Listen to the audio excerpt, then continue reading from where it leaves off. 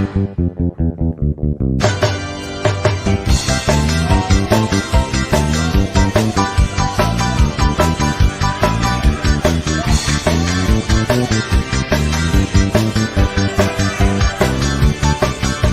não sei se a verdade ou a mentira, qual das duas tu preferes seguir? Mas uma coisa eu te digo, meu filho, eu vim aqui pra te ajudar a decidir. Porque eu desminto a mentira e só conto a verdade, nada mais que a verdade. Aqui não existe falsidade. Pastor B.O. e a igreja sem fiel bendengó. Oh, Pastor B.O. e a igreja sem fiel bendengó. Oh, Pastor B.O. e a igreja que não tem fiel de fé bendengó.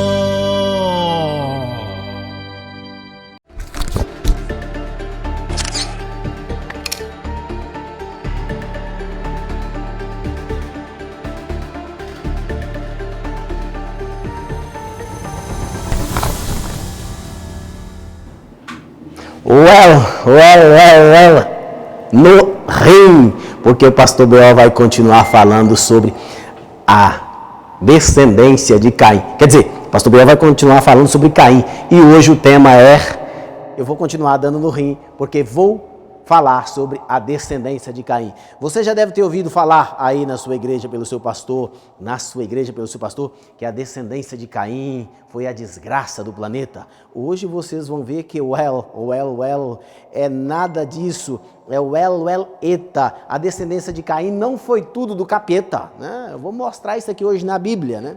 Eu já havia dito para vocês que, de acordo com algumas tradições e algumas culturas e interpretações judaicas, tá? Não são todos os judeus que creem nisso. É bom lembrar que o judaísmo, a maioria do judaísmo hoje é praticamente ateu, né? Não crê em nada, né? Mas existe o judeu ortodoxo, né? Existe o judeu religioso, esse acredita, e existe N e umas interpretações da Bíblia, da Torá, dentro do judaísmo. Alguns judeus acreditam que Caim se arrependeu depois disso. E é engraçado que a ideologia que é passada nas igrejas cristãs, de modo geral, que Caim não se arrependeu, né? O engraçado é que a Bíblia não diz que ele não se arrependeu. E o engraçado também é que a Bíblia também não diz que ele se arrependeu. Mas o que é passado nas igrejas é que Caim trouxe o mal para o mundo depois do pecado, e a sua descendência também. O engraçado é que a Bíblia não diz que foi só isso que eles trouxeram, né? A Bíblia diz totalmente o contrário do que vocês ouviram dizer por aí. Por isso, hoje o pastor B.O.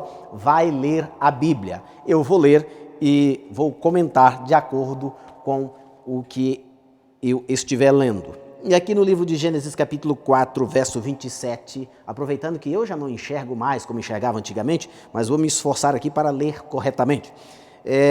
E aqui diz, no verso 27 do capítulo 4, coabitou Caim com sua mulher. Eu havia dito que Caim casou com a sua irmã. A Bíblia não diz isso, mas isso é lógico, né? Se não tinha mais ninguém na terra a não ser Caim, vindo de Eva, que era esposa de Adão, com quem mais Caim pode ter casado? Eu estou sendo lógico de acordo com a narrativa da Bíblia. Não estou dizendo que isso aconteceu, não estou dizendo que isso é literal, não estou dizendo que isso é verdade.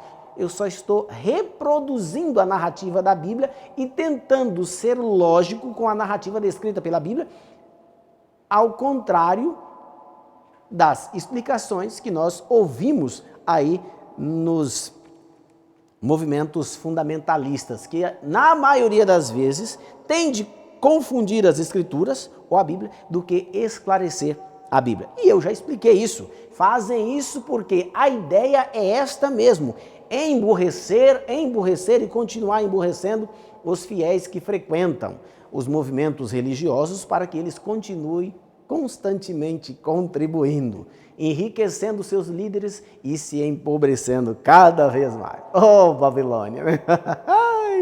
Muito bem. E aqui diz o seguinte: coabitou Caim com sua mulher, ela concedeu e deu à luz a Enoque. Vocês lembram que Adão também teve um filho chamado Enoque, né? Caim edificou uma cidade e chamou Enoque o nome, né, da sua cidade, né? Ou colocou o nome na cidade, que era o mesmo nome de seu filho Enoque. Enoque nasceu-lhe Irade. Irade gerou a Meujael. Meujael a Metusael. E Metusael a Lameque. Lameque tomou para si 2 esposas. O nome de uma era Adar e outra se chamava Zila. Ou Zilá, se você quiser ler assim. Aqui tudo bem. Nós temos que admitir que parece, né, que a narrativa bíblica quer dizer que foi o primeiro inventor da poligamia. Mas esta é uma linguagem cristã. Por que é uma linguagem cristã? Porque no cristianismo, né, não se aceita a poligamia, ou seja, o homem ter mais de uma esposa. Na nossa cultura é nos ensinado que o homem deve ter uma esposa só. E se uma esposa só já dá trabalho, imagina 2, né? Eu prefiro ter uma esposa. Eu não tenho nenhuma, mas se tiver um dia eu prefiro ter uma só, porque uma só já dá trabalho demais. Imagina 2, né? Mas naquela época, aqueles povos tinham o costume de ter mais de 2 ou 3 mulheres, e até hoje, em algumas regiões do mundo oriental, é assim, né? A Bíblia diz que foi chamado Lameque. Se você seguir uma interpretação bíblica dada pelo cristianismo, ele foi o inventor desta prática chamada poligamia, ter mais de uma mulher. Mas é bom lembrar que em todos os lugares tribais isso era comum. Então não podemos garantir que Lameque foi o inventor desta prática, ok? Se o mundo cristão considera esta uma prática ruim, temos que admitir. Foi inventada por um descendente de Caim. Lembrando que eu particularmente não creio muito nisso, né? Eu acredito que a prática da poligamia, dos homens que tinham mais poder, ter mais mulheres, sempre foi algo muito comum no mundo oriental ou no mundo tribal ou em qualquer lugar que houve tribos, povos antigos, isso era comum. Lembrando que este não era um privilégio para todos, tá? Este era um privilégio somente para aqueles que possuíam poder, possuíam bens, né? Então, se você é um rapaz que quer aí ter uma facilidade de conseguir uma boa namorada, vá primeiro conseguir bens. Infelizmente, é assim até hoje. Só mudou a forma, mas o método ainda continua o mesmo, ok? Continuamos na leitura. E aqui, Lameque, como eu já disse, né, tomou para si 2 esposas, uma chamava Adar e a outra se chamava Zila. Adar deu à luz a Jabal. Este foi o pai dos que habitam em tendas e possuem gado. Aqui nós começamos a observar que dos descendentes de Caim surgiu aí um fazendeiro, né? Um camarada que teve uma ideia. Falou, opa, peraí, esse negócio de ficar só caçando, esse negócio de ter que levantar de manhã e ir buscar a comida lá no campo através da caça, isso pode ser melhorado. Eu vou, em vez de ficar procurando o animal selvagem, eu vou domesticar este animal. Claro que o gado ele não é totalmente domesticado, mas podemos considerar também que não é um animal selvagem, né? E este camarada, podemos dizer numa linguagem moderna, criou-se a fazenda, tornou ali-se um criador de gado, facilitando a sobrevivência de sua descendência, ou pelo menos de quem estava próximo a ele. Ou seja, os descendentes de Caim foram os primeiros, de acordo com a Bíblia, a abandonar a vida de nômade, ok? Continuamos a leitura. E aqui diz o seguinte, o nome de seu irmão era Jubal. Este foi o pai de todos os que tocam harpas e flautas. Olha, até agora, na maioria da leitura que eu fiz aqui, os descendentes de Caim só inventaram coisas boas, né? Claro que nós já lemos aqui que Lameque inventou a poligamia, mas a poligamia é considerado algo ruim para a filosofia cristã e não para a filosofia oriental. Por exemplo, você já se perguntou o porquê, né? Qual era o argumento para que um homem que tivesse poder naquela época casasse com várias mulheres? O argumento era o seguinte, naquele mundo antigo, inclusive até hoje lá, as mulheres não podiam ter independência própria. Elas podiam ter essa independência própria através de 2 coisas. Ou se tornavam prostitutas, ou se tornavam feiticeiras do templo ou prostitutas do templo. Então, na visão judaica, e quem escreveu a Bíblia foi o povo judeu, era melhor que elas tivessem casada, volto a repetir isso, na visão judaica, tá? Em outras nações, eles não consideravam assim, tá? Era melhor que elas tivessem casadas com um homem que tinha várias mulheres, mas que tivesse condições de sustentá-la, do que servir a profissão, que era uma profissão, e eu quero até deixar claro aqui, a profissão mais antiga do mundo é a profissão da prostituição. Ah, você não concorda comigo chamar a prostituição uma profissão? Muito bem, tem muitas pessoas que vivem disso. Faz a vida. Inclusive, mulheres bonitas construíram a sua vida e ficaram ricas com isso. Eu não estou aqui defendendo a prostituição e não estou aqui dizendo que concordo com isso, mas estou aqui dizendo que eu estou sendo ético e coerente. Eu respeito que é uma profissão. Embora eu não concorde, mas eu respeito que é. Ok? A profissão mais antiga do mundo era a prostituição. E naquela época a mulher só podia ser independente se fosse uma prostituta ou uma feiticeira ou uma prostituta do templo. Então, na visão judaica, era melhor que elas estivessem casadas com um homem que tivesse várias mulheres que tivessem condições de sustentá-las, do que serem prostitutas. Por isso, a poligamia não era visto como algo ruim entre o povo judeu, ok? Agora nós vivemos num contexto diferente, numa cultura diferente, em que isto não seria bem visto aqui. Mas aí eu respondo a pergunta, né? Existem mais mulheres do que homens, né? Então por aí você começa a perceber que o casamento, esta organização, isso tudo foi coisa criada pelo homem ao longo do tempo, e dado-se o nome, ou autoridade, melhor dizendo, divina, dizendo que foi Deus que criou. Muito bem. A Bíblia diz que Deus criou Adão e criou Eva. Não está lá dizendo que ele criou o casamento cerimonial. Lembrando que eu também não sou contra o casamento às pessoas que querem casar. Eu só não engulo muito essa teologia de dizer que foi Deus que criou e que tem que ser assim. Tem pessoas que não conseguiram casar. E porque não conseguiram casar estão perdidas? Não, não posso dizer isso, ok? Continuando a leitura, e aqui diz o seguinte: Zila, por sua vez, deu à luz a Tubal-Caim, artifício de todo um instrumento cortante de bronze e de ferro. A irmã de Tubal-Caim foi Naamã. E antes de continuar lendo o verso, vou falar sobre os inventores, né? Das harpas, das flautas, né?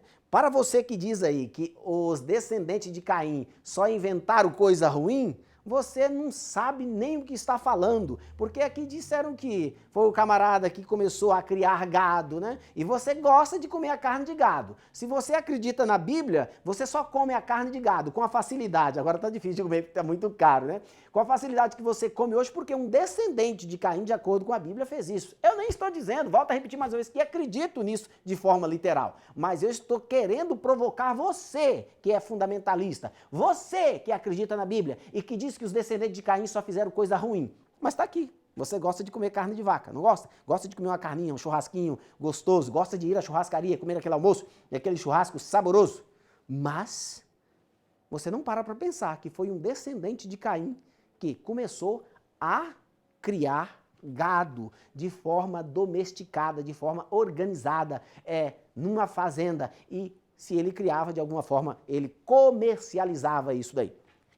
E aí você que é músico e que pertence ao movimento fundamentalista e que gosta de criticar a descendência de Caim, dizendo que eles só inventaram coisa ruim, o instrumento que você usa para tocar está dizendo aqui que foi um descendente de Caim chamado, está aqui o nome, ó, o nome do seu irmão era Jubal. Este foi o pai de todos que tocam harpas e flautas. Você que é músico, que pertence a um movimento religioso, fundamentalista e que diz que os descendentes de Caim foram pessoas ruins, está aí usando um instrumento que quem deu origem ao instrumento que você usa foi um descendente de Caim. Então você não pode dizer que esta descendência só fez coisa ruim. Continuamos a leitura. E aqui veio um outro indivíduo chamado Tubal-Caim, né? Aquele filme, aquela superprodução hollywoodiana, né? Chamado Noah, né? Noé. Eu já assisti umas 10 vezes e ainda tenho vontade de assistir de novo. Lá mostra que Tubal-Caim foi um rei, né, na época, e realmente ele era um ferreiro. Aqui realmente este indivíduo foi o inventor da guerra, né? De acordo com o texto bíblico, de acordo com a narrativa bíblica, este indivíduo foi quem inventa os instrumentos cortantes, né, as espadas, e isso foi inventado com um propósito, né? O propósito era facilitar a vida humana, mas também guerrear, também provocar guerra, porque eles começaram a aumentar e começou a aumentar também a disputa entre si por terra, por alimentos e por muitas coisas, e aí começaram a criar os métodos de defesa. Existe um livro chamado Livro de Enoque, que é considerado como livro apócrifo hoje. Este livro diz que foi Azazel, né, que orientou os descendentes de Caim e os ensinou, né, a escavar a terra e a extrair da terra o minério, esquentá-lo no fogo até tornar-se um metal derretido e criar todo tipo de armas cortantes para a destruição da raça humana naquela época e para a violência. O livro apócrifo de Enoque não entrou no cânon sagrado bíblico, mas tem essa informação muito importante.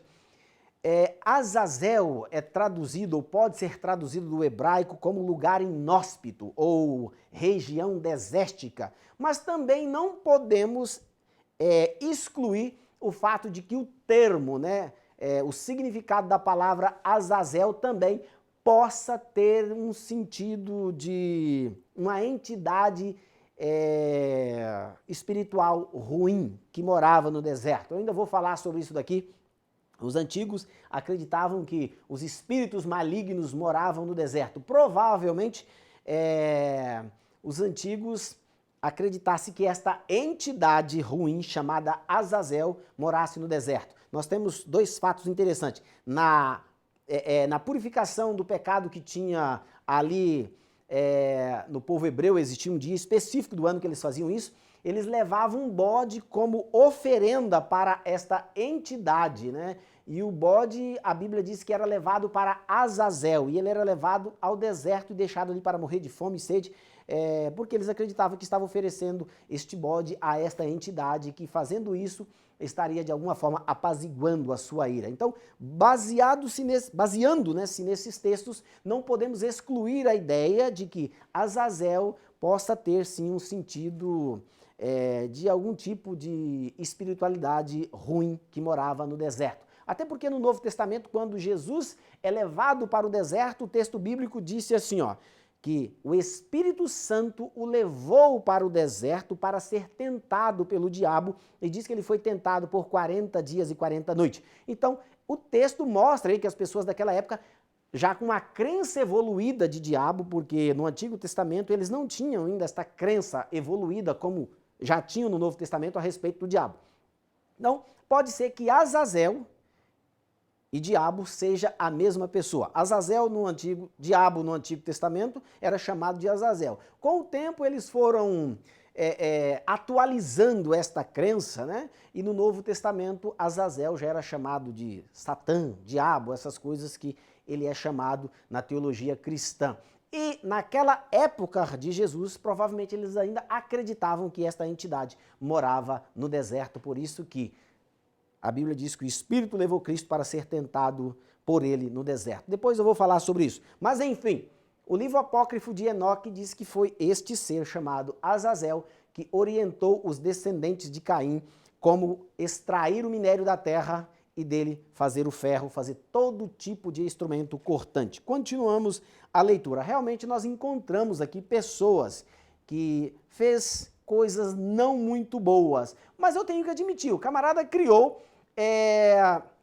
aí os instrumentos cortantes, mas os instrumentos cortantes, ele facilita a vida do ser humano. Como é que o ser humano ia cortar uma árvore se não tivesse inventado o machado? Então eu tenho que admitir que o machado não foi inventado somente com a função de ser usado na guerra. E eu estou dizendo isso aqui porque o machado foi muito usado nas guerras. Eu não posso dizer que a espada ela tenha tido somente a função de ser usada como arma de defesa e de ataque nas guerras. Através da espada construiu-se o facão, construiu-se a faca e construiu-se todo tipo de instrumento cortante que facilita a vida do ser humano para cortar uma verdura, para cortar carne, para cortar todo tipo de coisa que o ser humano precisa cortar, facilitando a sua vida. Então, eu não posso dizer, coerentemente, que esta invenção foi uma invenção ruim em todos os sentidos. Ela foi uma invenção que teve o seu lado bom, ok? Assim como através dessas coisas inventaram os serrotes, as serras e os locais que constroem casas somente de madeira, jamais poderiam construir uma casa com a facilidade que constrói hoje se não tivesse inventado isso. E você que é cristão fundamentalista, que mora em casa de madeira, que usa faca para cortar pão, para cortar carne, para cortar churrasco, para cortar um monte de coisa, e que diz que os descendentes de Caim só inventaram coisa que não presta, coisa ruim, você não está sendo coerente com a Bíblia, porque a Bíblia diz que eles inventaram muita coisa boa. E, inclusive, se você lê os descendentes de Sete e os descendentes de Adão, eles não inventaram nada disso, ok? Continuamos a leitura. E aqui o escritor propõe-se a explicar o comportamento desse indivíduo chamado Lameque. E eu vou ler o texto, mas vou explicar como que se leria isso aqui no hebraico, o sentido de que se leria isso na língua original, né? E disse Lameque às suas esposas, Adar e Zila, ou Zila, ouve-me vós mulheres de Lameque, escutai o que passo a dizer a vós. Matei um homem porque ele me feriu, e um rapaz porque me pisou. 7 vezes se tomará vingança de Caim, ou seja, quem matar Caim vai ser vingado 7 vezes. Nós já estudamos sobre isso aqui, porque Deus falou, olha, Caim, vou colocar um sinal em você, para que ninguém te mate, porque se alguém te matar, Deus ameaçou a pessoa que matasse Caim, vai ser vingado 70 vezes 7. E aqui ele disse, Lameque, porém, 70 vezes 7. Olha só o que este indivíduo fazia. Se você ler o texto no português, não dá para você entender o que ele queria dizer. Mas vamos ler isso aqui no sentido do hebraico? Vamos imaginar que ele estivesse tocando uma lira. Ó, pastor Beel, bom de ginga. Vamos imaginar que ele estivesse tocando um instrumento e as suas esposas dançando. Eu não sei dançar essa coisa, mas vamos dizer que elas estivessem dançando e ele fazendo uma cantiga, tá? E na cantiga ele estivesse cantando mais ou menos assim, ouçam mulheres de Lameque, escutai o que eu passo a dizer a vós. Matei um rapaz só porque ele pisou em mim. Eu estava lá deitado, o camarada veio bêbado, passou em cima de mim e pisou, eu matei ele. E matei um homem porque me feriu, provavelmente num abrigo, o homem deve ter dado-lhe um soco no rosto. E ele falou assim, olha, se os que matarem Caim ou que matar Caim será vingado 7 vezes, que matou só um, que era o irmão dele, Abel, quem matar Lameque terá que ser vingado 70 vezes 7. Ou seja, o camarada pegou uma maldição que Deus prometeu que iria colocar em quem matasse Caim e usou para o seu próprio benefício, com deboche. É isso que o texto quer dizer em sua língua original. Ele usava isso para se autoproteger. Era o famoso criminoso que se gabava dos seus crimes. Aqui eu tenho que admitir que a descendência de Caim começa a ficar realmente violenta. E se você continuar lendo aqui, você vai ver que Deus não teve outra escolha a não ser destruir o mundo. E como foi que ele destruiu, nós vamos falar em outra live, né? Aqui eu tenho que admitir que saiu gente de Caim que não prestava, que inclusive zombava do próprio Deus ou da própria proibição que Deus havia colocado para para colocar uma espécie de freio na criminalidade que ele sabia que ia ser desenfreada. Então, a maneira de se ler isso daqui é que ele estava cantando com as suas esposas e num ato de deboche, ele estava zombando, né, dizendo assim, olha, Caim matou um só, que foi o irmão dele. Se os que matarem ele será vingado 7 vezes, quem matar Lameque, que já matou 2, eu matei um camarada só porque pisou em mim, estava andando lá, não me viu, pisou em mim, eu matei ele. Era um jovem, disse que era uma criança, né? O texto aqui pode ser traduzido como uma criança. A criança estava andando, não viu ele, pisou em cima dele, ele foi lá e matou. Se eu que sou fodão assim, né, fodão e que mato por qualquer motivo, e um camarada veio e bateu em mim, eu matei ele também, matei foi 2.